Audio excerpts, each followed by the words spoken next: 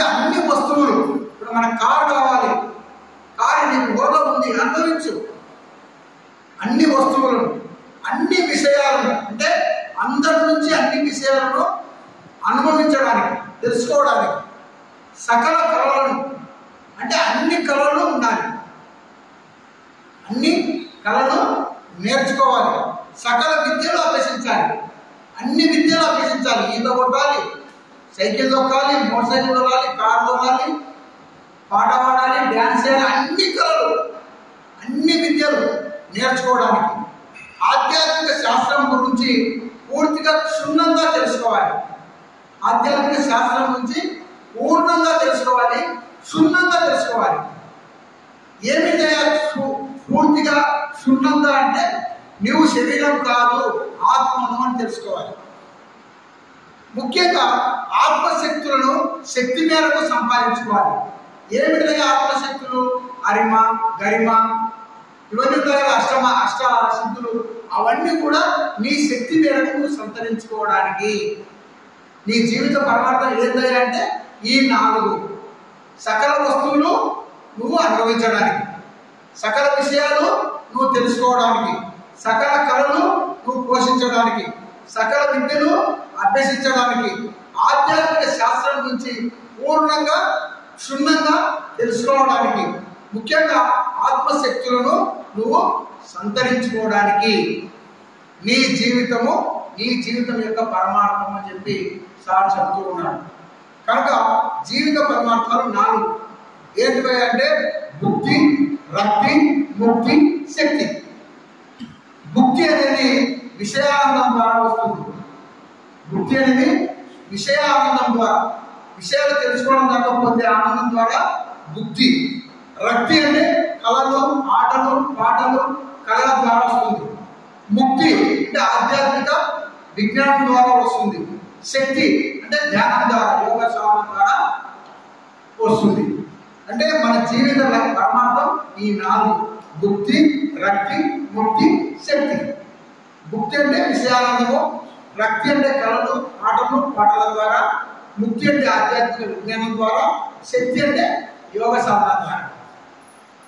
సరే, ఈ 3 చేసి త్రివిధ ఆనందాలు వస్తాయి. త్రివిధ ఆనందాలు, 3 ఆనందాలు వస్తాయి. అవి ఏంటి అంటే విషయానందం, భజనానందం, బ్రహ్మానందం. విషయానందం, భజనానందం, బ్రహ్మానందం. మన జీవితం ఉన్నది ఈ 3 ఆనందాలు పొందడానికి. విషయానందం ఎట్లా వస్తుంది అంటే అన్నమయ కోశం ద్వారా విషయానందం పొందడం జరుగుతుంది. అన్నమయ కోశం ద్వారా విషయానందం పొందడం కోసం. అన్నమయ శరీరం, అన్నమయ కోశం అంటే ఈ అన్నమయ శరీరం, దీన్ని అన్నమయ శరీరం, దీన్ని విషయాన్ని పొందడం ద్వారా ఈ అన్నమయ కోశం విషయానం ద్వారా పొందుతుంది. రెండోది మనోమయ కోశం ద్వారా భజనానందం పొందుతుంది. మనోమయ శరీరం అంటే ఈ శరీరం లోపల ప్రాణమయ శరీరం ఉంటుంది. రెండవ శరీరం ద్వారా మనోమయ శరీరం ఉంటుంది. ఈ మనోమయ శరీరం ద్వారా ఎట్లా ఆనందం పొందుతాయి అంటే భజనానందం ద్వారా. భజనానందం అంటే భజన చేయడానికి చేసిన, ఏదైనా మంచి సంగీతం విన్నా, మంచి విజ్ఞానం విన్నా, ఎక్కడి నుంచి అన్నా, లేకపోతే మంచి నేచర్ చూసినా, ఇవన్నీ కూడా మన యొక్క మనోమయ శరీరం ఆనందపడుతుంది. భజనానందం ద్వారా మనోమయ శరీరం నీకు మనోమయ ఆనందం పొందుతుంది. విషయానందం ద్వారా అన్నమయ కోశం ఆనందం పొందుతుంది. విజ్ఞానమయ ఆనందమయ కోశాల ద్వారా బ్రహ్మానందం పొందుతుంది. విజ్ఞానమయ కోశం అంటే పుస్తకాలు చదవడం ద్వారా మనకి విజ్ఞానమయ శరీరం ఆనందం పొందుతుంది. ఆనందమయ కోశం అంటే అది ఇంకొక హైయెస్ట్ స్థితి, ధ్యాన శక్తి ద్వారా. ఇప్పుడు ఈ 3 ఆనందాలు ఏంటి అంటే విషయానందం, భజనానందం, బ్రహ్మానందం. విషయానందం వచ్చేసి అన్నమయ శరీరం ద్వారా, భజనానందం ద్వారా మనోమయ శరీరం, విజ్ఞానమయ ఆనందమయ శరీరాలు బ్రహ్మానందం పొందుతాయి అని చెప్తున్నాడు. మన అంతిమ ధ్యేయాలు ఏంటివి అంటే మన లక్ష్యం, ధ్యేయం అనేది ఉంటుంది కదా ప్రతి మనిషికి. ఏంటివంటే మనం త్రికాల జ్ఞానం కావాలి. మన ధ్యేయం ఏంటయ్యా అంటే మనము త్రికాల జ్ఞానం కావాలి, మనం త్రిలోక సంచారం కావాలి, ఈ మాంసం పిండాన్ని మంత్రపిండం చేయాలి. మన ధ్యేయం ఏంటయ్యా అంటే మనం త్రికాల జ్ఞానం కావాలి. 3 కాలాలలో మనం జ్ఞానం కావాలి, త్రిలోక సంచారులు కావాలి, భూలోకం భూవరాట లోకాలని మనం తిరగాలి, ఈ మాంసం పిండాన్ని మంత్రం పిండం చేయాలి అని చెప్తున్నాడు. ఇవే ప్రతి వ్యక్తి యొక్క జీవిత అంతిమ ధ్యేయాలు. ఇవన్నీ జన్మ పరంపరలో ధ్యానం ద్వారా సుసాధ్యాలు. ఇవన్నీ ఒకే జన్మలు లేకపోయినా కూడా ఈ జన్మ పరంపర అంటే పెరిగే కొద్దీ ఖచ్చితంగా సాధ్యమయ్యేవి అని చెప్తున్నాడు. ఏ జన్మలో ఈ అంతిమ ధ్యేయాలను సాధించడానికి కోరుకుంటామో గుర్తుపెట్టుకోవాలి పాయింట్. ఏ జన్మలో అయితే ఈ అంతిమ ధ్యేయాలను అంటే త్రికాల జ్ఞానము, త్రిలోక సంచారము, ఈ మాంసపిండాన్ని మంత్రపిండం చేయడం, ఈ మూడింటిని ఏ జన్మలో అయితే మనం సాధించడానికి కోరుకుంటామో ఆ జన్మనే మనకు ఆఖరి జన్మ అయి తీరుతుంది అని చెప్తున్నాడు సార్.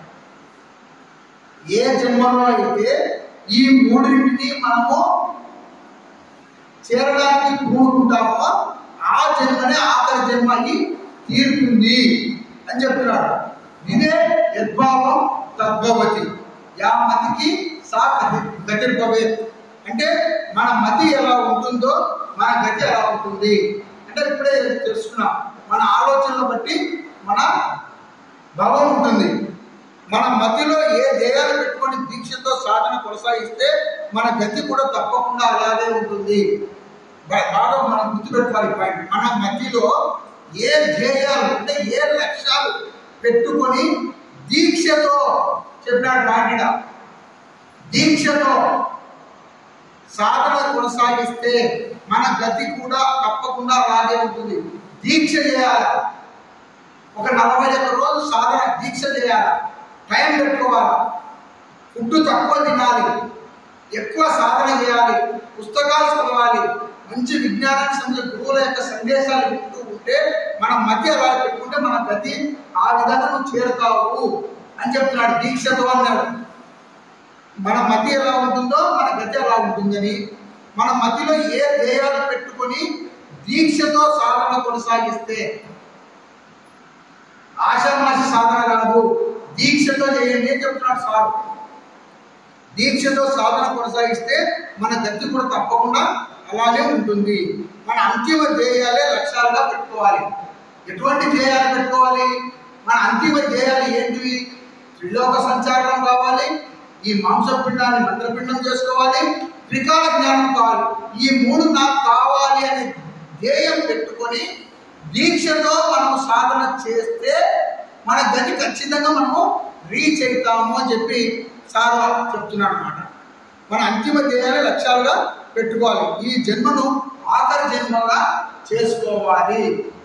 ఈ జన్మ నాకు ఆఖరి జన్మ కావాలి అని ఒక ధ్యేయం పెట్టుకొని ఒక దీక్షతో చేయమని చెప్తున్నాడు సార్. రోజు తప్పనిసరిగా చేయాలి. ఏంటి చేయాలి? ప్రతి రోజు తప్పనిసరిగా చేయవలసింది 1 గంట ధ్యానం, ఎలాగో మనం అందరం చేస్తున్నాం. 1 గంట స్వాధ్యాయం అంటే యోగుల యొక్క పుస్తకాలు. ఒక యోగి తన జీవిత కాలం అంతా నేర్చుకున్నటువంటిది ఒక పుస్తకంలో పెట్టిపోయింటాడు. ఆ పుస్తకం మనము రోజు 1 గంట చదవమని చెప్తున్నాడు. 1 గంట సజ్జన సాంగత్యం అంటే సత్యం తెలిసిన జనులతో సాంగత్యం చేయాలి. సత్యం సాంగత్యం అంటే ఏంటి అంటే సత్యం తెలిసిన జనులతో సాంగత్యం చేయాలి. సత్యం తెలిసిన జనులు ఏంటి? సత్యం అంటే ఏంటో తెలుసుకోవాలి. సత్యము అంటే నిత్యమైంది గుర్తుపెట్టుకోండి. సత్యం అంటే అబద్ధాలు ఆడకపోవడం కాదు. సత్యము అంటే అబద్ధాలు ఆడకపోవడం అనేది సత్యంలో ఒక భాగం. సత్యంలో ఒక భాగం. సత్యం అంటే పూర్తి డెఫినేషన్ ఏంటి అంటే నిత్యమైంది. సత్యం ఈజ్ ఈక్వల్ నిత్యమైంది. నిత్యమైన దాంట్లో అబద్ధాలు ఆడకపోవడం అనేది ఒక భాగం. మరి మనము 1 గంట సేపు సజ్జన సాగటి సత్యం తెలిసిన జనులతో, అటువంటి సత్యం తెలిసినటువంటి వారితో మనం కలిసి తిరగాలి 1 గంట సేపు అన్నా అని చెప్పి సార్ చెప్తున్నాడు. మిగతా సమయంలో సంతోషంగా ఉంటూ సదా అన్ని కోణాలను జీవితాన్ని అనుభవించాలి. ఈ 3 మనం ఎప్పుడైతే చేస్తామో మిగతా సమయాల్లో కూడా మనం సంతోషంగా ఉంటూ సదా అన్ని కోణాలను మనము ఆనందంగా జీవించడానికి ప్రయత్నం చేయని చెప్పి సార్ చెప్తూ ఉన్నాడు. తర్వాత అక్షరాభ్యాసం మన పిల్లలు చేపిస్తుంటాం కదా అక్షరాభ్యాసం అనేది. అసలు అక్షరాభ్యాసం అంటే ఏమిటి అని చెప్పి సార్ పూర్తి డెఫినేషన్ ఇచ్చాడు.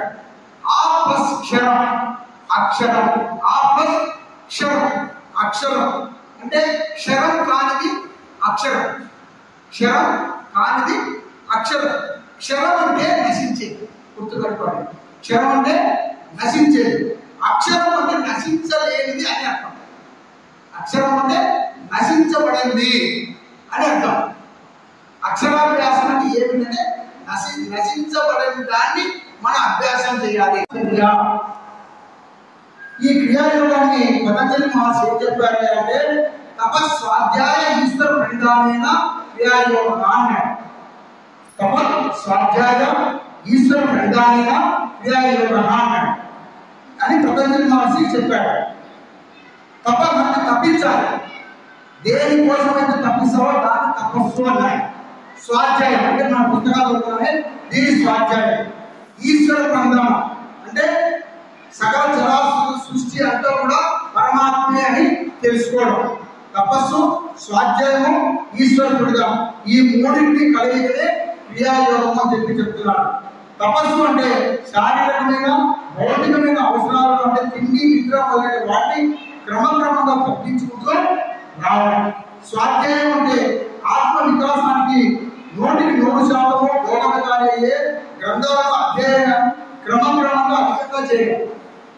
స్వాధ్యాయం అంటే మన ఆత్మ ఉన్నతికి ఏవేవైతే పుస్తకాలు ఉన్నాయో అవన్నీ కూడా క్రమం చదవడం. ఈశ్వర ప్రణిధానం అంటే అంతా దైవమయం, సర్వం కలిగం బ్రహ్మ ఎరుకల సత కలిగి ఉండడం. ధ్యాన అభ్యాసం ద్వారా ఈ 3 సాధ్యం, వేరే మార్గం లేదు. అన్యదా శరణం నాస్తి. ఈ స్వాధ్యాయం అనేది అంత గొప్పది అని చెప్పి సార్ చెప్తూ ఉన్నారు. ఒక్క 5 నిమిషాలు ధ్యానం. ఓకే మాస్టర్, హాయిగా కూర్చో.